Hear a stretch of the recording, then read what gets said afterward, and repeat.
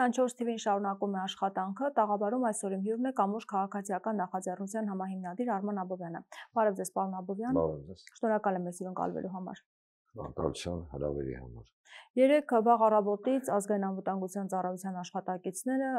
Արագածոտնի մարզում էին, Արագածոտնի թեմի առաջնորդարանում, այնտեղ ուզարկություններ բավականին երկար ժամանակ արվեց, ձերբակալություններ, 12 հոգևորական ձերբակալվեց եւ այսօր արդեն տեղեկություն եղավ, որ Արագածոտնի թեմի առաջնորդ Մկրտիչ Սրբազանը կալանավորվել է 2 ամսով, նաեւ Մուղնի Սուրբ Գևորգ եկեղեցու հոգևոր հովիվ Տեր Գարեգին Արսենյանը 1 ամսով է կալանավորվել։ Այս բռնաճնշումները դուք կարծում եք զուտ իրավական այսպես գործընթացների արդյունք է, թե քաղաքական դրդապատճառներ կան։ Այստեղ նույնիսկ քաղաքական չէ, աշխարհակաղակական դրդապատճառներ, որովհետև հայոց առաքելական եկեղեցու հանդեպ գիտեք ճնշումներ բառը շատ թեթև է, հա, գործառույթը, գործընթացը, որը մենք տեսնում ենք, ինքը լրիվ տեղավորվում է այն, հա, հայտարարությունների կամ գործընթացների ներքո, որը օրինակ հնչեցնում է Ադրբեջանը եւ պահանջում է։ Հիշենք, որ անմիջապես 1 օր առաջ նոր հա այս գործընթացի ներքո կովկասյան թաթարների, այսինքն ադրբեջանցիների առաջնորդը հոգևոր, հա, Ալաշուկյուր Փաշազադե դրա անունը, հա, Ալաշուկյուր Փաշազադե դրա անունը, Միացյալ Նահանգներում գտնվելուց եւ հանդիպելուց Միացյալ Նահանգների հրյաների խոսքը գնում է հոգևոր առաջնորդներից մեկի հետ հայտարարություն է արել, որ հայոց առաքելական եկեղեցին իր ձեռքից բաց չի թողնում Կալաշնիկովը եւ գործունեությամբ իբր խաթարում է խաղաղության գործընթացը։ Ապա կառուցողական մոտեցում։ Հա, դե մենք հասկանում ենք, չէ՞, որ խաղաղության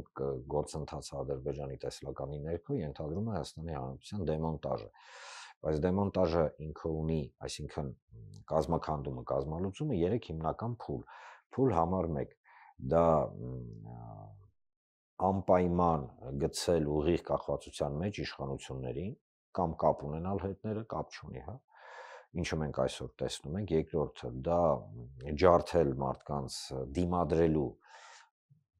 ունակությունը, դիմադրելու ցանկությունը, եւ երրորդը դա իրավական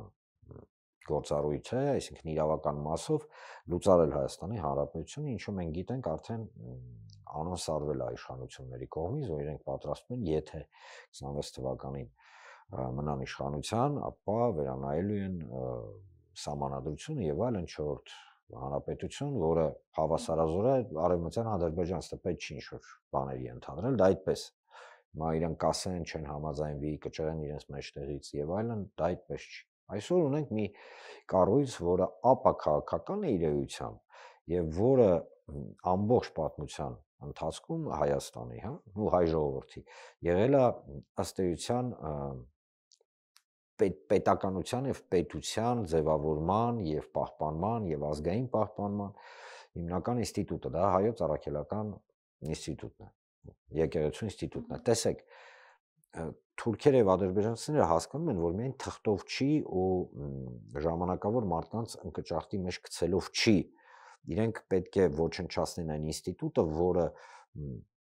ապագայում կամ մոտ ապագայում կամ հնդած հսա կկարողանա համախմբի հայերին հայկականության շուրջ, այսինքն հայկենտրոն կառույցը։ Երբեք հայոց առաքելական եկեղեցին չի եղել լոկ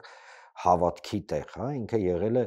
մի կառույց, որը պահպանել է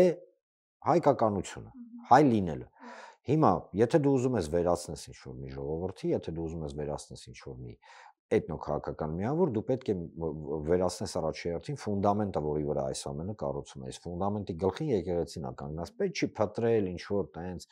իրավական եսի մինչեր եւ այլն եւ այլն։ Այսինքն փաթեթավորում է իրավական։ Այո, դու ես յուրաքանչյուր մեր հերոստատիտողը կարող է նայել իշխանության ջաթագովների կամ խոսացող գլուխների, հա, յուրաքանչյուր ինտերվյու եւ եթե մենք հանցակազմի մասին ենք խոսում, իրանք այնքան բաներ են խոսում, որ կներեք, նույնիսկ քննարկելու չի, հա, սկսած սպառնալիքներից վերջացրած վիրավորանքների։ Մնացածը կարծում եմ շատ ակնհայտ ցույց է տալիս, որ այն տենդենսը, որը ձևավորել է իշխանությունը, փորձելով ջարդել մարդկանց, հա, այսինքն մարդկանց ինչ են ասում, ասում են դու այլ ընտրանք չունես, դու պետք է ջարդվես։ Եկեղեցին ասում է ոչ, դու ունես այլ ընտրանք, ինչի՞ ես ջարդվում։ Իշխանությունը ասում է դու թույլ ես, եկեղեցին ասում է ոչ, դու քո հավատքի մեջ պինդ ես։ Իշխանությունը ասում է Մասիս սարը օրինակ, չգիտեմ, դեստրուկտիվ, հա, Արարատը դեստրուկտիվ ինչ-որ գործառույթ է, որը հազարամյակներով է մեզ հետ եկել եւ այդ գիտեք պրիմիտիվ եւ ուղակի զավեշտին հասնող բացատրությունները, որ իրենք Մասիս սարով տալիս են, իբր 50-ական թվականներին սովետը բան, չգիտեմ ինչ, հա, մարդիկ ապուշ չեն։ Եկեղեցին այն մեր նվազագույնը պատմամշակութային պահպանման այն ինստիտուտն է, որը շատ հանգիստ հերքում է, որ չունեմ 3-րդ դարում 4-րդ, 5-րդ, 6-րդ, 10-րդ Մասիս սարը որպես քրիստոնեական եւ բիբլիական սիմվոլ եւ մեր հայրենիքի, ընդհանրական հայրենիքի սիմվոլ եղել է կա եւ մնում է եւ միջև մեր գլխի մեջ դա կա, մեզ չի ստացվում կոտրել։ Դրա համար իրեն գնացին այլ ճանապարհով, զգացին, որ ուղակի քարոզը չի աշխատում, հիմա զուգահեռաբար փորձում են նաև ինստիտուտը ջարդեն, ով պայմանական պահում է մեզ որպես հայ, ընդ որում անում են հետևյալ ձևով, անձնավորում են, հա, տեսնում եք, ստորացնում են, ստորադասում են սրբազաններին, վեհապարին եւ այլն, sense փորձում են մաքսիմալ ստորացնել մարդու գլխի մեջ, այսինքն այդ խնդիրը, հա, որը իրենց թույլ չի տալիս է իրականացնել, այսինքն հասարակ մարդու վերաբերմունքը դեպի եկեղեցի, հա, իրենք իջացնում են շատ ցածր մակարդակի եւ այն ինչ մենք տեսնում ենք ինքը հետևանքներից մեկն է։ Ես համոզված եմ, որ սա ուղիղ կապ ունի արտաքին թելադրանք կլինի, խնդրանք կլինի, ընդհանուր նախագիծ կլինի, խոսքը Թուրքիա-Ադրբեջանի մասին է, որովհետեւ զերծ մնալով ներկապարանոց մեղադրանքներից հենվում եմ ընդամենը փաստերի վրա, իսկ փաստերը հետևյալն են։ Թուրքիան եւ Ադրբեջանը պահանջում էին 3 հիմնական խնդիր՝ Արցախ, Սփյուռք եւ եկեղեցի։ Սփյուռքի հետ իրենք հարցերը արդեն ինչպես իրենց թվում է լուծել են, այսինքն կտրել են Սփյուռք Հայաստանից, չէ՞, կհիշեք Սփյուռքի մասով ինչ էին անում։ Արցախը մենք գիտենք, որ հանձնել են եւ գալիս է երրորդը կարևորագույն ինստիտուտը, դա եկեղեցին է։ Եվ այո, փորձելու են ամեն ինչ ներսից տրաքացնեն, դրսից ճնշում գործադրեն եւ այլն։ Խոսում են նաեւ որ կաթողիկոսին առաջիկայում հնարավոր է կալանավորեն։ Գիտեք, ես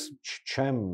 հիմա։ Գիտե Փաշինյանն անոնսել էր, որ գործողություններ են սպասվում, հանրահավաք է սպասվում եւ մամուլում տեղեկություններ կային, որ հոկտեմբեր-նոյեմբեր ամիսներին ակտիվ գործողություններ լինելու եկեղեցիում։ Միգուցե, տեսեք, իշխանությունը ունի հստակ խնդիր, միջև ընտրություններ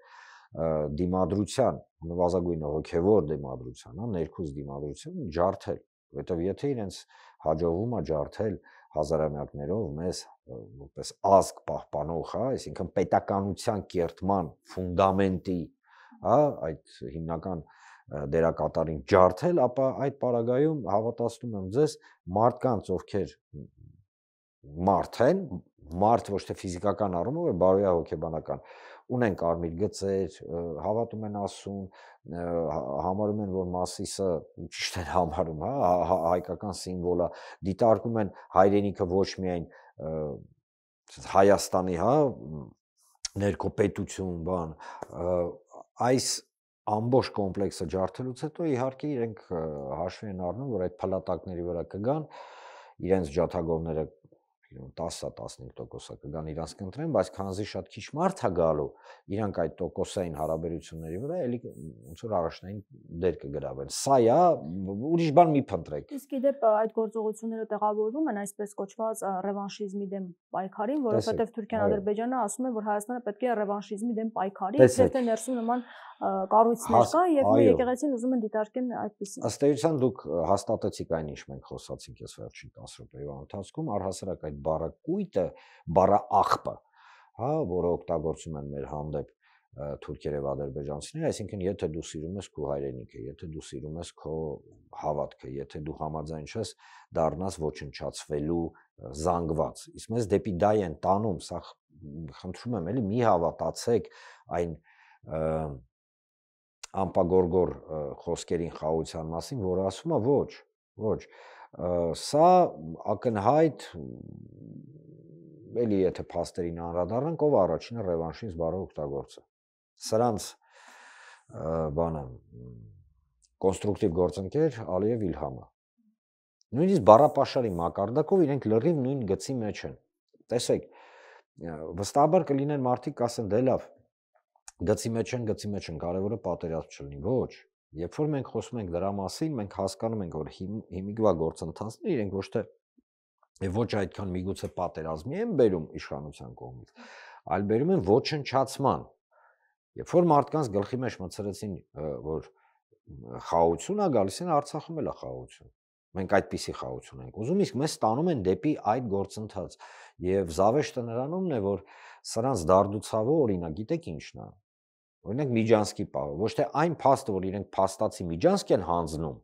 որ ասվում է, այլ որ ասվում է Միջանսկ, այսինքն իրանք կռիվ են տալի այդ բառի համար, ոչ թե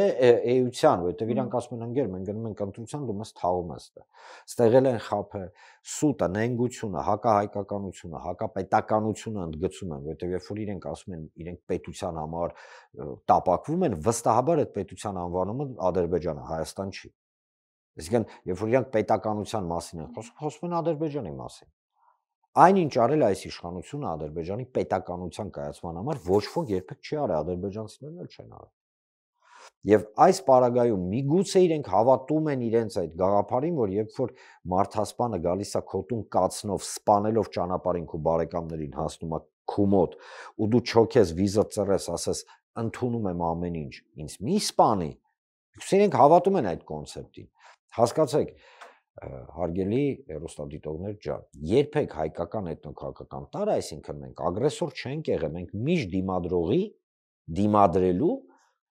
գաղափարի շուրջ ենք համախմբվել։ Այսինքն մենք չենք վրա տվել թուրքական ադրբեջանական հող գրավելու, չգիտեմ, մեր հայրենիքը եկել են կոտորել են, երբ որ դիմադրել ենք, մնացել ենք, չենք դիմադրել, մեզ կոտորել են։ Ես օրինակ բերեմ, շատ վառը նույնիսկ 1915 թվականին այսպես կոչված հայ ինտելիգենցիայի, հա, ներկայացուցիչները գյուղից գյուղ գնում էին, ասում էին ասքերը, որ մտավ չդիմադրես, չի սպանի, կանցնի կգնա։ Կարևորը խաղաղություն լինի։ Մտնում են մորթելով գնում են։ Նույն պատմությունը հիմա է։ Պարզապես այդ մարդիկ հիմա փողկապներով են եւ կառավարչական բասկաթոռներում նստած։ Ասում միգուցե իրենք հավատում են դրան, ես չեմ հերքում։ Չեմ ուզում անմեղության կանխավարկածը խախտել, բայց փիլիսոփայությունը գործընթացի տանում է մեզ դեպի ապամոնտաժում։ Ինչ է ապամոնտաժումը։ Ապամոնտաժումը, որ նեղություն չի լինի պարզապես երկիր։ Եթե ինչ-որ մեկը ասի 21-րդ դարն է, տենց բան չկա, բան մի հատ Սիրիային նայեք, մի հատ Իրաքին նայեք, մի հատ, չգիտեմ, ասում են ամբողջ աշխարհը ողջունում է այս գործընթացը եւ թույլ չեն տա։ Ամբողջ աշխարհը չի համարձակվի Ալիևը, քանի որ ստում են, Թրամփի կողքը նստած էր։ Ստում են, եւս մեկ անգամ ստում են։ Այդ նույն Թրամփն է, որը չի հիշում Հայաստանը թե Ալբանիան, նույն Թրամփի մասին ենք խոսում։ Նույն Թրամփի մասին ենք խոսում, որը Շուրագալե Ալիևին ասում է դու ուժեղ տղա ես, քո ցավը տանեմ, իսկ մեր Շուրագալե ասում է, ինչ էր ասել, այն տղան։ Հա, այն տղան, ինչ այս կարգի։ Դա այդ նույն Թրամփն է, դա այն նույն Թրամփն է, որը ընդհանրապես չի պատկերացնում Հայաստանը, հա, հայ համայնքին ծանոթ է, գիտի, վստահաբար ընկերներ ունի, բայց մենք իրենց համար մեծ աշխարհաքաղաքական այս ամբողջության մեջ ընդհանրապես խաղաղ քարտ ենք եւ եթե վերցնենք Թուրքիայի ռազմավարական հարաբերությունները նույն Միացյալ Նահանգների հետ, ապա վստահաբար մենք տեսնում ենք այնինչ տեղի է ունենում։ Ասեմ ձեզ ավելին, նես չէ ամերիկացիները արունախում են, չգիտեմ ինչ են, այստեղ խնդիրը նրանումն է, եթե այս իշխանությունը պաշտպանում է Թուրքիա եւ Ադրբեջանի շահերը, համարելով որ այդ պարագայում Հայաստանի շահերը ինքը կփորձի ինչ-որ մի կերպ անվտանգ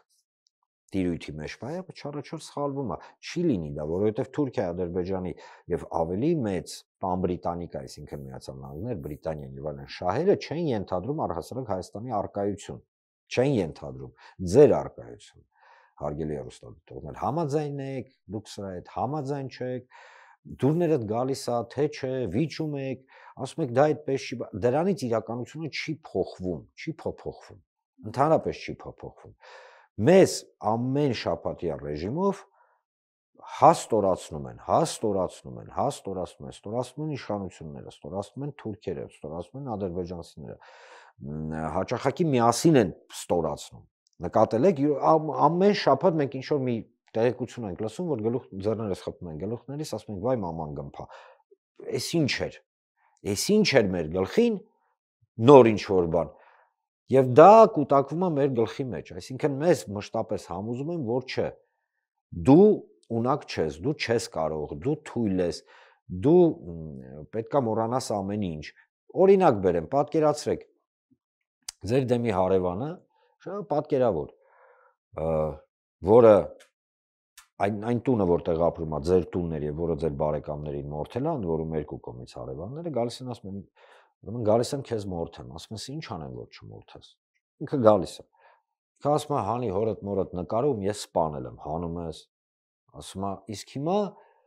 օրինակ չգիտեմ, անձնագիրը ճղի թափի գետնին, թափում ես, ասում է դավանա փոխություն արա, մոռացի որ դու քրիստոնյա ես, ասում ես էդ էլ կանոն մոռանում եմ։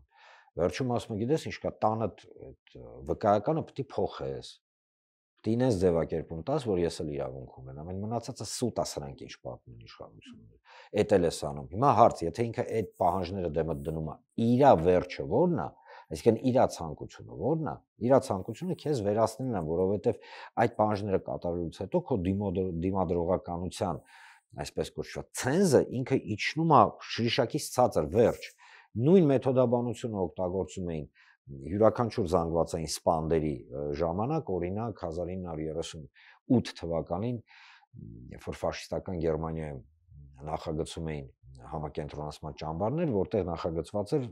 3-ից մինչև 9 միլիոն մարդ պետք է վերացնեին, խնդիր կար ոնց անեն, որ ներսը չլինի բստություն, չէ՞։ Եվ խնդիրը իրենք լուծել էին հետևյալ ձևով. մարդը, որը մտնում էր համակենտրոնացման ճամբար, զրկվում էր անուն, ազգանուն, սեր, այսինքն չեն էլ տարբերակում եւ այլն, հա, ամեն ինչից եւ ստանում էր ընդամենը համար։ Այդ համարի համար ինքը չէր պայքար եւ դրա համար սուս փուս հնազանդ գլուխները կախ գնում էին եւ մտնում էին կրեմատորի։ Թուրքերը 1915 թվականին, երբ որ մեզ բոլորի ստորադասեցին Գյավուր անունով, առանց ոչ մի տարբերակման եւ էլի տեն սուս փուս հնազանդ գլուխներս կախ դերձորի անապատներում տարան եւ կոտորեցին։ Այն պահից սկսած, երբ որ քեզ զրկում են ինքնությունից, իսկ այն ինչ կատարվում է եկեղեցու հետ, դա ըստ էության մեր բոլորիս ինքնության զրկումն է։ Այդ մնացած խոսքեր, այդ ամբողջ գործընթացները, հա, որոնք իշխանությունը փորձում է արդարացնել, իր գործողությունները իրենք ակնհայտորեն ցույց են տալի, որ չի աշխատում, այսինքն համոզիչ չի։ Բայց դա իհարկե իրենց չի կանգնացնում, այո, գործողություններ են անելու, այո, իրենք ունեն իրենց տրամաբանությունը, որովհետև ըստ էության հայկականությունը, հավատքը, քրիստոնեությունը այս իշխանությունը տեսնում է որպես վտանգ։ Հիմա հարց, իրանց հետ զուգահեռով է վտանգ տեսնում։ Այսինքն նույնիսկ քրիստոնեությունն է արդեն վտանգի տակներ։ Միանշանակ, որովհետև այն սուրրագատը, որը բերում են եւ ասում են մենք պետք է լինենք համաունջ ժամանակին, չգիտեմ ինչ եւ այլն, դու չպետք է լինես համաունջ ժամանակին, դու պետք է լինես դու եւ լինես առաջադեմ, բայց այդ առաջադիմությունը դու չպետք է հակադրես քո ինքնությանը։ Այս իշխանությունը մաստեր կլաս է ցույց տալի։ Ասում եմ, ես Քրիստոսի հետևորդն եմ։ Տեսեք։ Եվ Սուրբ Առաքելական եկեղեցու հետևորդն եմ։ Թույլ տվեք ես չքննարկեմ այս կամ այն անձի, հա, կարծիքը, ես քննարկում եմ երևույթը։ Ես թե հետևորդի, չհետևորդի, բան չի, բալերշիկ չենք, չէ՞, ֆուտբոլի կոմանդի, հա, կամ սաղմոսներ կարդալով չի։ Ամեն մարդ իր ճանապարհն է ընտրում։ Ստեղ խնդիրը ոչ թե process-ն է, տեսեք, մեզ կոնցենտրացնում են process-ի վրա։ Այսինքն վեհապարի հասցեին, սրբազաններ են բռնում եւ այլն, process-ի, բայց վերջնակետի վրա չեն կոնցենտրացնում։ Վերջնակետի վրա չեն կոնցենտրացնում։ Այդ պետությունը դարդուցավը թողած, մեկ էլ մտածում է, որ պետք է եկեղեցու մեջ բան անի, հա։ Առաջ այս գործընթացը արդյոք Փաշինյանի օգտին է, ինչու է գնում այս ամեն ինչին, այսինքն դուք արդեն ասում եք, որ պահանջները, բայց ամեն դեպքում սա չի անհանգստացնում իրեն, որ հասարակական դժգոհությունը ավելի է մեծանալու։ Իսկ ով ասում, որ իրենք իզովեն որոշեն ինչ անեն կամ չանեն։ Ով է դա ասում, խոսքը իշխանությունների մասին։ Իդեպ նոր ճնշումներ կարող են լինել ընդդիմության նկատմամբ, կուսակցությունների նկատմամբ, Փաշինյանը ասում է, որ կլինեն կուսակցություններ, որ հնարավոր է չմասնակցեն, այսինքն ես նույն Մոլդովայի սցենարը գործի այստեղ։ Այո, ես այս պարագայում պատրաստ եմ պատասխանել այդ հարցին հստակ եւ պարզ, շատ պարզ պատճառով։ Դե լավ, սենց ասենք։ Յուրաքանչյուր գործընթաց, որը թույլ կտա վերարտադրվելու այս իշխանությանը, պետք է հաշվի առնենք, որ այո հնարավոր է։ Այսինքն, թե կոնկրետ ինչ կլինի, ես կդժվարանամ ասել։ Նոր ճնշումներ, ձերբակալություններ, կալանավորումներ, քրեական գործեր։ Այս մարդիկ խնդիր ունեն վերարտադրվելու։ Այս մարդկանց առջև խնդիր իմիջիալոց ունեն վերարտադրելու այս իշխանություններին Թուրքիան եւ Ադրբեջանը նույնպես։ Այսինքն այստեղ մենք տեսնում ենք առանց կանոնների մարտերի, հա, քաղաքական առումով միգուցե նախաշը։ Սամվել Կարապետյանի նաև կալանքը 30 օրով ավելացրեցին, իդեպ հատկանշական է, որ դատարանը նաև հիմնավոր չի համարել Սամվել Կարապետյանին դատախազության կողմից մեղսագրվող փողերի լվացման ու տնտեսական հանցագործությունների մասով մեղադրանքները ու կալանքի երկարացման համար իբրև հիմք է ընդունել իբր սահմանադրական կարգի տապալման կոչը։ Այսինքն նոր մեղադրանքը, որ ներկայացվել էր իրեն փողերի լվացման մասով, դատարանը հիմք չի ընդունել այս ամենը։ Տեսեք, յուրաքանչյուր գործընթաց, որը տեղի ունենում Հայաստանում, մենք պետք է դիտարկենք միայն եւ միայն հիմա, հա, նախընտրական տրամաբանության մեջ։ Եվ երբ որ մենք դիտարկում ենք նախընտրական տրամաբանության մեջ, այսինքն, պայմանական իշխանությունը ընդդիմադիր կարգառուն գործիչներին ես կրկնեցի, որ ես ոչ մի բան չեմ բացառում։ Չեմ պնդում, որ այդպես կլինի, բայց չեմ էլ բացառում շատ բարձ պատճառով իշխանությունը վճռական է վերարտադրվելու։ Հիմա այդ վճռականության մակարդակը եւ որքանով իրենք կավելացնեն, հա, դելավ այսպես ասենք, սա մի քիչ դժվար է հիմա կանխատեսել, որովհետեւ բացի ներքին գործընթացներից մենք խոսում ենք հիմիկվա մասին, հա, նաեւ կան արտաքին գործոններ, որոնք բավականին լուրջ ազդեցություն են թողում ու աշխարհակաղակական առումով։ Եվ դժվար է հիմա այս բանը ինչ-որ բան ասել։ Այս բանը հստակ կարելի ասել միայն մի բան։ Թուրքիա-Ադրբեջանի գործողությունները, պահանջները լիովին համընկնում են Հայաստանի Հանրապետության իշխանությունների գործողությունների հետ։